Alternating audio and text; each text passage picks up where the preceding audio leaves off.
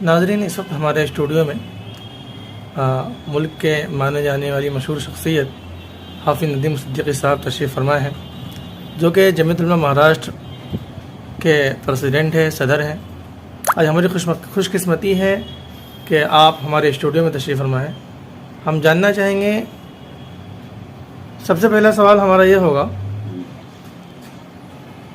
ابھی ہم کچھ دنوں سے دیکھ رہے ہیں اخبار کے اندر کہ جمعیت سدبھاونا منچ کر کے کوئی تحریک آپ نے چھیڑی ہے، اس تحریک کی کیا حقیقت ہے اور اس وقت اس کی کیا ضرورت محسوس ہوئی کہ آپ نے یہ تحریک چھیڑی؟ جمعیت علماء ہند کی یہ تاریخ رہی ہے کہ جمعیت علماء نے آزادی سے پہلے اور آزادی کے بعد، آزادی سے پہلے جمعیت علماء نے اپنوں کی فرقہ پرستی کا مقابلہ کیا اور اس ملک کی آزادی کے لیے پیش بہا قربانیاں۔ آزادی کے بعد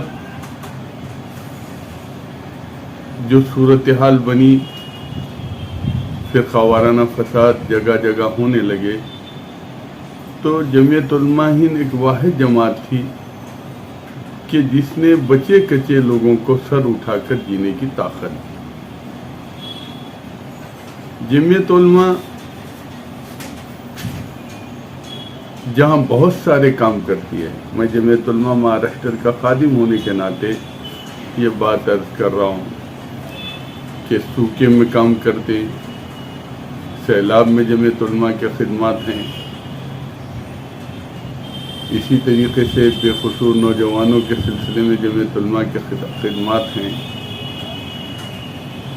اسی طریقے سے ایک بڑی خدمات جمعیت علماء کی ہے کہ ملک کے اندر امن و امان اور آپسی بھائی چارہ قائم ہے۔ کچھ دنوں سے ہمارے ملک کو نظر لگ گئی ہے، جو ہمارے ملک کی تہذیب تھی، بھائی چارہ تھا، ایک دوسرے کو ساتھ لے کے چلنے کی جو طاقت تھی، وہ ہمارے اندر سے ختم ہو رہی ہے اور دوریاں بڑھ رہی ہیں۔ تو جمعیت علماء نے ہمیشہ قومی یکجہتی کے عنوان پر قومی یکجہتی کانفرنسیں، قومی یکجہتی اجلاس، اسی طریقے سے امن مارچ ہو، یہ سارے پروگرامات جمعیت علماء نے کیے ہیں۔ اب چونکہ ملک نئے راستے کے اوپر چل رہا ہے، تو جمعیت علماء ہند کی مجلس عاملہ، خصوصاً جمعیت علماء ہند کے صدر محترم حضرت مولانا سید محمود مدنی مدد اللہ العالی نے ملکگیر پیمانے پر 28 اگست کو جمعیت سدبھاونا سنسد کا پروگرام منعقد کرنے کا فیصلہ کیا۔ اس تعلق سے پورے ملک میں 1000 سے زائد سدبھاونا سنسد کیے جا رہے ہیں۔ اسی کی ایک کڑی ہے کہ یہ ایک دن کا پروگرام نہیں ہے، یہ پروگرام تو ایسا پروگرام ہے کہ اس کو ہمیشہ کرتے رہنا پڑے گا۔ جیسے جمعیت علماء اصلاح معاشرہ کر رہی ہے، جمعیت علماء سوکے میں کام کر رہی ہے، جمعیت علماء سیلاب میں کام کر رہی ہے، جمعیت علماء بے قصور نوجوانوں کی لڑائی لڑ رہی ہے، جمعیت علماء فسادات کے اندر کام کر رہی ہے، اسی طریقے سے ملک کے اندر امن و امان قائم رہے، خصوصیت کے ساتھ صوبے مہاراشٹر میں امن و امان قائم رہے، اس کے لیے جمعیت علماء جمعیت سدبھاونا منچ ہر ضلع میں، ہر تعلقے میں، ہر دیہات میں قائم کر رہی ہے اور اس کی کوشش جاری ہے۔ 31 تاریخ سے 10 سپٹمبر تک گنیش تہوار ہے، اور گنیش تہوار इससे पहले ऐसी भी हम कई सालों से अमन एकता सम्मेलन लेते ही हैं। ये कोशिश की जाती है कि आपसी भाईचारा कायम हो और ये दूरियां जो बढ़ाई जा रही हैं ये कैसे कम हो। ये जमीयत सद्भावना मंच का जो प्रोग्राम है ये वैसे साल भर चलेगा, लेकिन साल भर नहीं, अब ये जमीयत उलमा का एक जुज बन जाएगा। हर तालुका जमीयत, हर जिला जमीयत, हर सूबाई जमीयत, हर इलाकाई जमीयत में जमीयत सद्भावना मंच की एक टीम रहेगी और ये टीम हमेशा हर मसले के अंदर अपने बिरादरान वतन भाइयों को साथ लेकर काम करती रहेगी और ये कोशिश करेगी कि अपने सूबे में, अपने ज़िले में, अपने तालुके में, अपने देहात के अंदर अमन व अमान को बरकरार रखा जाए। गणेश त्यौहार का जैसे तज़किरा छिड़ा, तो इस मौके पे इस साल ख़ास तौर पे क्या होना चाहिए, क्योंकि हालात जिस तरह नॉर्मल हुआ करते थे पहले नहीं नज़र आ रहा, हर जगह शरारत कहीं ना कहीं की जा रही है, तो कुछ शर पसंद जो होंगे यहाँ पे शरारत करने की कोशिश करेंगे। तो इस मौके पर आप क्या कहेंगे मुसलमानों को और बिरादर वतन को? इस मौके पर यही कहेंगे कि कोई शरारत नहीं होगी। इंतज़ामिया बहुत मजबूती के साथ पहले से जगह जगह अमन कमेटी की मीटिंगें लेती है और बहुत से इंतज़ामात जो इंतज़ामिया करती है, रूट का मसला हो और दीगर इश्यूज़ हो, तो ये सारी चीज़ों पर इंतज़ामिया का काम इंतज़ाम करना है। हमारा काम है कि हम आपसी भाईचारे को कायम रखते हुए हर दो त्यौहार के अंदर अमन शांतता को कायम रखना। आप यहाँ अमन की बात कर रहे हैं और कुछ लोग मुल्क के हालात को ख़राब करने की कोशिश कर रहे हैं। तो इस तरह के आपने अभी कुछ दिन पहले, कुछ महीना पहले देखा कि नबी के शान में गुस्ताखी की गई। अभी 2 दिन पहले ही हैदराबाद के अंदर से गुस्ताख निकला, उसने गुस्ताखी की। इसके वजह से हैदराबाद का माहौल ख़राब हुआ और तमाम मुल्क नहीं पूरी दुनिया के मुसलमानों को के दिल को तकलीफ़ पहुँची।